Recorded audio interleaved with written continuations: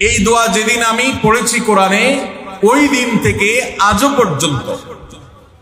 পর্যন্ত আমার মনে হয় না আমার জীবনে 2 মিনিটের কোনো দোয়াও যদি হয়, 1 মিনিটের দোয়াও যদি হয়, মুহূর্তের দোয়াও যদি হয়, আমি এই দোয়াটা কখনো মিস করি বলে, জ্ঞাতসারে মিস করি বলে আমার মনে পড়ে না। ছাত্র জীবন থেকে শুরু করেছি, আজও পড়ে যাচ্ছি। আলহামদুলিল্লাহ, আল্লাহর কাছে শুকরিয়া আদায় করে আপনাদেরকে বলতে পারি, এই দোয়ার সুফল আমি নিজের চোখে দেখেছি, আমি নিজে ভোগ করছি। এজন্য আপনাদেরকে আমি বলতে চাই, কি কি কাজ করলে দাম্পত্য জীবনের সুখ বা স্বাচ্ছন্দ্য আমরা পেতে পারি। এখানে যত মানুষ আছেন, হয় বিবাহিত নয় অবিবাহিত, এছাড়া আর কেউ আছেন যারা বিবাহিত না অবিবাহিত না? তারা একটু হাত তোলেন।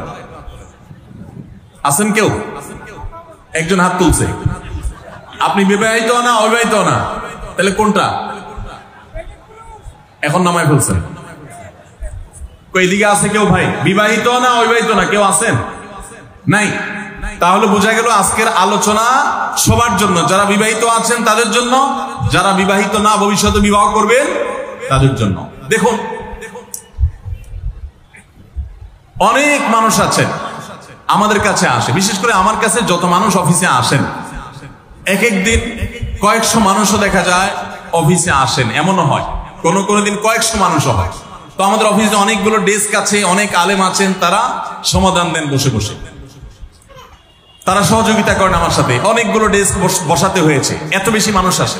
আপনারা অবাক হবেন, সবচেয়ে বেশি মানুষ আসে যেই ইস্যুটাকে নিয়ে, সবচেয়ে বেশি মানুষ আসে সেটা হলো দাম্পত্য কলহ, স্বামী স্ত্রীর ঝগড়া বিবাদ, তালাক, এগুলো নিয়ে সবচেয়ে বেশি সংখ্যক মানুষ আছে। এবং আপনারা আরো অবাক হবেন, গরিব মানুষদের মধ্যে স্বামী স্ত্রীর মধ্যকার দূরত্ব, তাদের মধ্যকার কলহ, দ্বন্দ্ব, ঝগড়া, ফাসাদ, এগুলোর পরিমাণ বা রেশিও যত বেশি, টাকা পয়সা যাদের আছে, সামাজিক অবস্থান যাদের ভালো, আমার অভিজ্ঞতা হলো তাদের মধ্যে দাম্পত্য জীবনে কলহের পরিমাণ তুলনামূলক বেশি। তাহলে অনেক যুবক আছেন যারা বিয়ে শাদী এখনো করেন নাই, শুধুমাত্র হাতটা কসলাচ্ছেন আর চিন্তা করতেছেন চাকরিটা শুরু করতে পারি, ব্যবসাটা শুরু করতে পারি, বিদেশটা যায় সারতে পারি, টাকার বস্তা কামাই করে ফেলবো। তখন বউ একেবারে শুয়ের মতো সোজা থাকবে, আমাকে দিল জুড়ে ভালোবাসবে, আদর করবে, ভালোবাসা হবে, সমৃদ্ধি হবে, চোখে মুখে লাল নীল রঙিন স্বপ্ন অনেক যুবক ভাইরা এখনো দেখছেন। আপনাদেরকে বলছি, টাকা পয়সা দিয়ে দাম্পত্য জীবনে শান্তি কেনা যায় না। টাকা পয়সা এবং সামাজিক অবস্থান দিয়ে মানুষ সুখী হয় না। আমাদের কাছে অনেক মানুষ এসে চোখের পানি ফেলেন, তাদের সামাজিক অবস্থান অনেক মজবুত, তাদের সামাজিক স্ট্যাটাস কল্পনার অতীত, কিন্তু তারা পারিবারিকভাবে সুখী নন।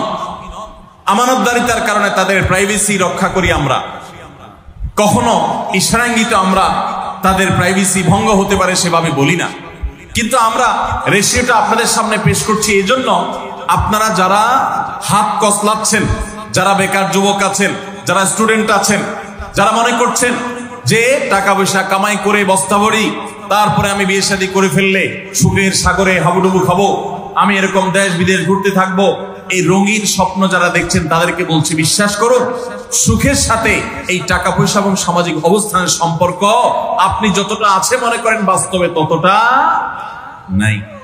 তাহলে কিসের সম্পর্ক?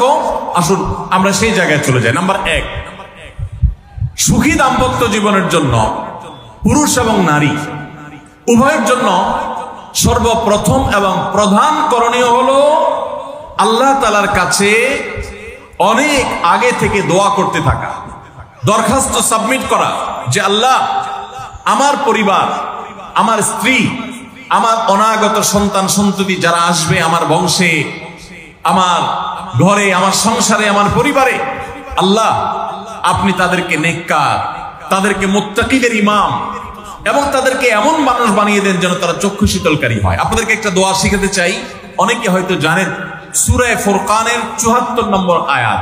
সূরার নাম কি বলেছি? ফুরকান। আয়াত নম্বর কত বলেছি? ৭৪।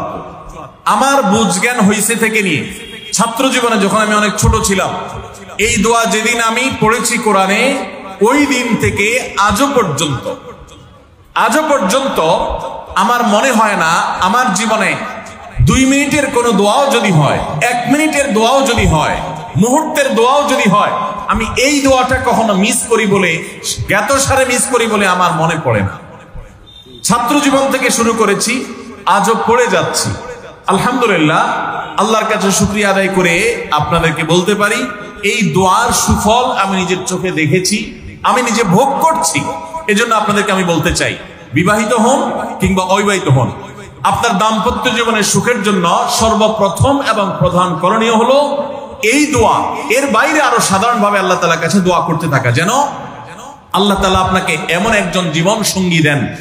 মা বোনরা দোয়া করবেন জীবন সঙ্গী, আপনারা দোয়া করবেন এমন যেন জীবন সঙ্গিনী দেন, যে জীবন সঙ্গী আপনার চোখ জুড়ানোর মতো হবে। দেখুন, আল্লাহর ভাষা এমন যে এই ভাষা তো অলৌকিক, এটাতে কোনো মানুষের ভাষা নয়।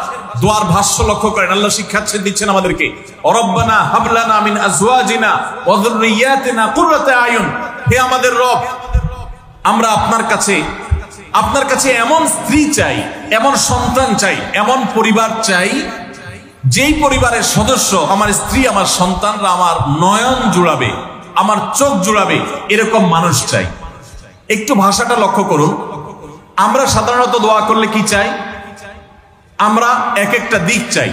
ধরুন, আপনার স্ত্রী মাশাআল্লাহ অনেক সুন্দরী, অপূর্ব সুন্দরী, তিনি আল্লাহ তাআলা তাকে অনেক রূপ লাবণ্য দিয়েছেন, কিন্তু তার যদি চরিত্রটা খারাপ হয়, তাহলে এই স্ত্রীকে আপনার নয়ন জুড়াবে, চোখ জুড়াবে, চক্ষু শীতলকারী হবে? আপনার স্ত্রীর চরিত্র ভালো, দেখতে শুনতেও মাশাআল্লাহ সুন্দর, কিন্তু পড়ালেখা নাই, বুদ্ধি শুদ্ধি নাই, একটু বেকুব কিসিমের, তাহলে কি আপনার চোখ জুড়াবে? ভালো লাগবে?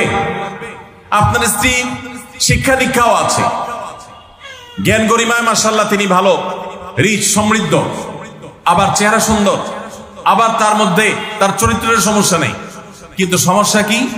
সমস্যা ধরুন তার ভিতরে এমন রোগ আছে, শারীরিক রোগ, যেই রোগের কারণে আপনার জন্য সেটা বড় কঠিন পরিস্থিতির মুখোমুখি হতে হয়। ধরুন দুরারোগ্য কোনো ব্যাধি আছে, মরণ ব্যাধি আছে, এমন কোন রোগ আছে যেটার কারণে আপনাকেও সাফার করতে হয়, তাহলে এই স্ত্রী কি আপনার চোখ জুড়াবে? ঠিক একই কথা স্বামীর ক্ষেত্রে প্রযোজ্য, সন্তানের ক্ষেত্রে প্রযোজ্য। আল্লাহ তাআলা এমন একটা শব্দ শিক্ষা দিয়েছেন, দেখুন, আল্লাহর কাছে চাইতেও জানতে হয়। উল্টাপাল্টা দোয়া করলে দোয়া পূরণ হয়ে যাবে, কবুল হয়ে যাবে, কিন্তু আপনার কাজ হবে না। অনেক যুবক আছে আল্লাহর কাছে দোয়া করে, আল্লাহ বেশি না, 1,05,000 টাকা চাই।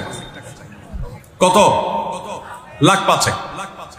অনেক যুবক লিখে দেয় আমাদেরকে, হুজুর দোয়া করবেন বেশি না, আমি আল্লাহর কাছে 1,05,000 টাকা চাই। আল্লাহরে টার্গেট দিয়ে দিছে, কত লাগবে? 5 লাখ। কেন? একটা বাইক কিনবে। যুবক মানুষ, রাস্তাঘাটে বাইক ছাড়া চললে ভালো লাগে না, আর একটা ভালো সেট কিনবে, না হলে ফেসবুক স্ট্যাটাস ভালো করে দেওয়া যায় না, ছবি তুলে দেওয়া যায় না। সাইফুল্লাহ ভাই ছবি তুলে দিতে বলছেন না, মাহফিলের ছবি তোলা যায় না। আর কিছু টাকা দিয়ে ছোটখাটো একটা দোকান কিছু একটা করবে, বিয়ে শাদীর ব্যবস্থা করবে, বাস, বেশি কিছু চাই না। তো আল্লাহ তাআলা 5 লাখ টাকা ধরেন আপনাকে দিয়ে দিল, সাথে একটা রোগও দিয়ে দিল, ওই রোগে খরচ হবে 6 লাখ। তাহলে আপনার এই 5 লাখের কোনো মানে আছে? আপনারা একটা প্রসিদ্ধ ঘটনা অনেকেই শুনেছেন, একটা চুটকি, যে এক যুবক দোয়া করছে, আল্লাহ তোমার কাছে আমি এমন একটা লাইফ চাই, বিশেষ করে বেকার যুবকরা এগুলো বেশি দোয়া করে, আল্লাহ তোমার কাছে এমন একটা লাইফ চাই, বেশি কিছু না, যে লাইফে 2 হাত ভর্তি টাকা থাকবে আর আশপাশে শুধু নারী আর নারী থাকবে, এরকম একটা লাইফ চাই। তো আল্লাহ তাআলা তার দোয়া কবুল করে ফেলছে। দোয়া কি করছেন? কবুল করে ফেলছে। দোয়া কবুল করছেন কিভাবে? দোয়া কবুল করে তাকে আল্লাহ তাআলা এমন একটা বাসের কন্ট্রাক্টর বানানিয়েছেন, যে বাসটা হলো মহিলা বাস, চারপাশে শুধু নারী আর নারী, সব মানুষের, আর হাত ভর্তি টাকা আর টাকা সব বাস মালিকের।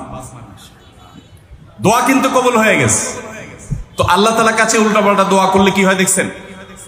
দেখুন, দাম্পত্য জীবনে সুখের জন্য দোয়া কিভাবে করতে হবে আল্লাহ শিখিয়ে দিয়েছেন। রব্বানা হাব লানা মিন আজওয়াজিনা ওয়া যুররিয়াতিনা কুররাতা আয়ুন। আল্লাহ, আমার পরিবারের সদস্যরা যেন এমন হয় যে তাদেরকে দেখলে আমার নয়ন জুড়িয়ে যাবে, অর্থাৎ নয়ন জোড়াতে হলে সব দিক থেকে পারফেক্ট হতে হবে, সব দিক থেকে ভালো হতে হবে, তখনই তো দিল জোড়াবে। ওয়াজআলনা লিল মুত্তাকিনা ইমামা, আর আমাদের সবাইকে, পুরোটা পরিবারকে আপনি মুত্তাকিদের ইমাম বানায় দেন, সৎ মানুষ বানায় দেন। কারণ সৎ যদি না হয়, আল্লাহভীরু যদি না হয়, তাহলে কখনো তাদের মাধ্যমে আপনি সুখ শান্তি পেতে পারেন না। তাহলে প্রথম করণীয় দাম্পত্য জীবনের সুখের জন্য, সুখী দাম্পত্যের জন্য আল্লাহর কাছে দোয়া করতে থাকে। সূরা ফুরকানের ৭৪ নম্বর আয়াত, এর পাশাপাশি আরো যত আয়াত আছে, অথবা সাধারণভাবে আপনি আল্লাহর কাছে, আল্লাহ আমি ভালো সঙ্গী যেন পাই সেজন্য দোয়া করতে থাকবো। আল্লাহ আমাদেরকে তৌফিক দান করুন।